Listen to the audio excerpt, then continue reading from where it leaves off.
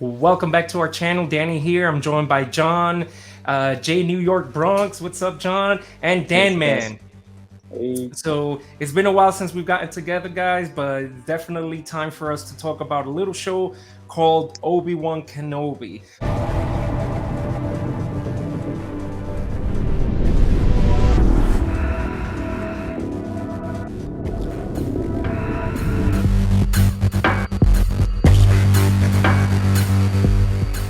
Obi-Wan Kenobi, uh, episode 6. I know we didn't get a chance to talk about episode 5, so we can certainly kind of go back to that if needed. But Obi-Wan Kenobi as a whole, what did you guys think overall? And we'll kind of talk about the finale in a bit, but overall, did the show work for you guys?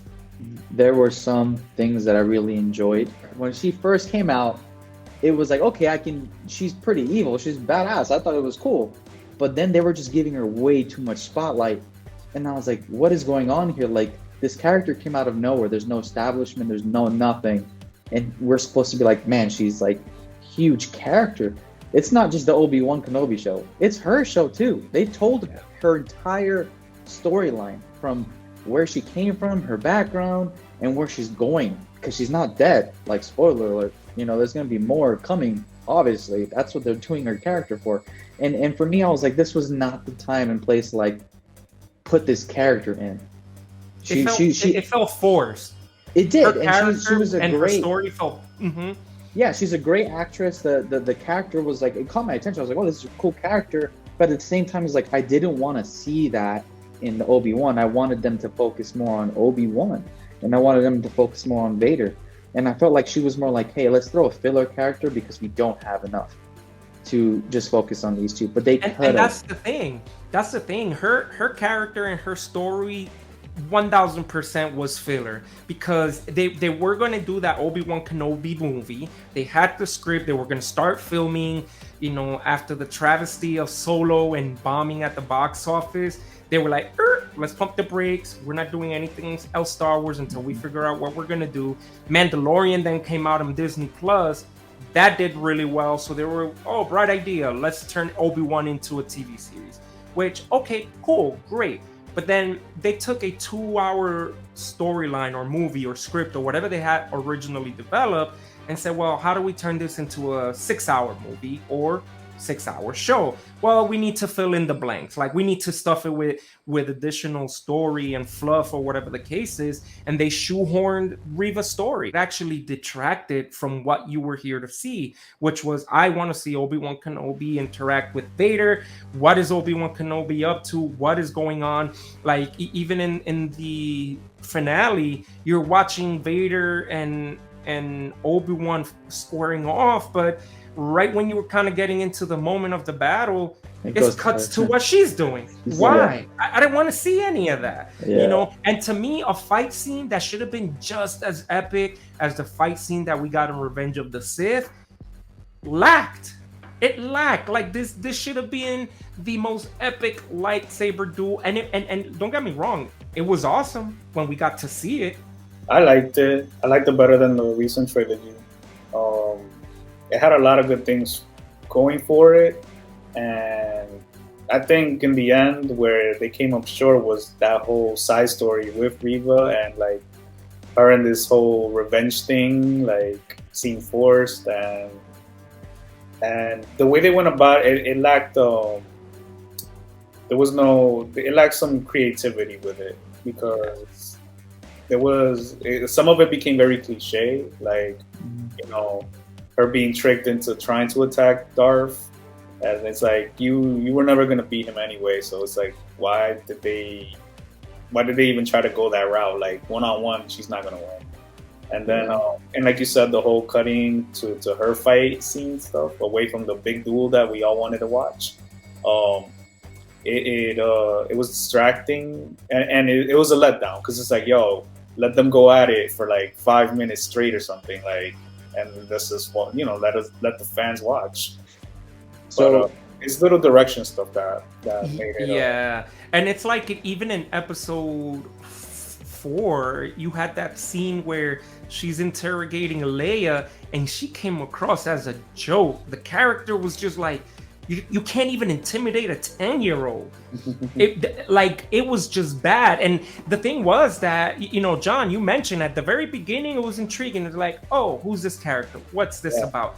But as her story started progressing, it started becoming worse. It started becoming more of a joke, and like you said, Daniel, a distraction. Then what was the whole point?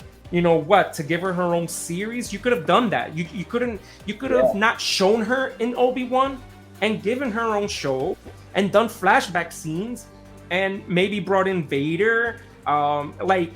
It was almost as if her storyline was a completely different show. They could have just called it the Inquisitor and given her own storyline. I just felt like it was things that I couldn't deal with was the lazy writing. When it's like, okay, so how do you have Anakin, who's basically a Sith, right? He's like going to be a Sith master at that point. He's evil. He's killing, slaughtering all these people, and all he does to this youngling is stab her one time, and then she survives. Out of all the thousands of people he killed in that temple, she survives. It would have been better if they wrote it off like he purposely was tasked with capturing some younglings, to torture them, and then they can show that because she didn't have to get stabbed by him to feel anger towards him. She saw him capture her. She could have been tortured just like all the Inquisitors were, and then show that progression with other younglings, and then them failing to do so, turn to the dark side, and then them being killed off by him. That would have been a lot more like, oh man, this is deep. This is real, a lot more darker. Yeah. But she survived being stabbed twice by this dude. And then what I really don't understand is Vader, she tried to kill Vader, and he left her there. He left her there. He wouldn't, to me, it was like he wouldn't do that. He would have slaughtered her there because she's a threat to him. She's a threat. He let her live twice, man. Twice. He didn't even do that with the strangers in the town when he was looking for exactly. He killed all these people, innocent kids. His neck. Yeah, exactly, dude. This is Vader who we're talking about. Why all of a sudden, if he said, "I saw this," you think I didn't see this? I didn't feel it. So he was toying with her. That's fine. That's a Vader move. Yeah, it is. But then the fact that she came out and tried to attack him, he doesn't just kill her right then and there. At least chop her hand off. Mm-hmm. and then do the scream, right? Yeah. But then this pattern continues on. When Obi-Wan comes back and he beats Vader, Vader's on the brink of death right there. He can't even move. He's all bent over, everything. He walks away. So you're gonna let Vader destroy the rest of the universe, Obi-Wan? What are you doing, bro? Finish the job. Finish it. Yeah. But I thought that was lazy writing too, because there could have been anything. There could have been a battle and he falls off the edge of a cliff, but he survives, or Obi-Wan believes that he killed him. Something, I don't know, but just not that. Or even Vader believes that he killed Obi-Wan. It's just I liked it for what it is, because it did the fan service where I got to see Vader and Obi-Wan, and then they did what they were supposed to do, or what they wanted to do, which was kind of fill in the potholes of how did Leia know Obi-Wan? How did she know to reach out to Ben Kenobi way out in the middle of Tatooine, right? What I really wanted to see was that dynamic between Obi-Wan and Vader. I wanted to see more flashback scenes. I wanted to see their relationship building in the Clone Wars, like in the animated series, but in live action. We got a flashback scene that, it was cool because they were sparring and there was a lesson for Anakin to learn, hey, you always got to prove something, and that's what's going to always cause you to lose. Okay, but what else? Why was their bond so strong, right? Why was Vader turning, or Anakin turning to the dark side, such a huge failure for Obi-Wan? Because that last scene when he's I will tell you, the best scene out of the whole series was at the end when Anakin tells him, Obi-Wan, I'm not your failure. I'm not your failure. I killed Anakin Skywalker. And then you see Obi-Wan in tears, and he's like, I'm sorry, and he's apologizing to him, and then he tells him oh, so then my friend is gone. That was beautiful. That was awesome. And that's what I wanted the whole series to be about their relationship, about how Obi-Wan felt that he failed Anakin, and how Anakin's purpose is to prove like I'm past beyond you. I'm beyond you, Obi-Wan. You know, and I'm more than just Anakin. I'm Vader. And I agree with you. Like the whole highlight of that whole show, and I will rewatch it just for that small scene, was when Obi-Wan and Darth Vader are fighting, and Darth Vader tells him like, "You didn't kill Anakin Skywalker. I killed him." And then you can see the transition from his regular eye to the Sith eye, and then the symbols of like the blue lightsaber going up, and you can kind of see like a glimpse of Anakin, and then the red lightsaber comes up, and this pure dark side Vader talking. Yeah, that was so awesome. That was awesome. Like Jonathan's right, and yeah, a lot of the bad stuff is just all Disney trying to like extend this more than it needed to.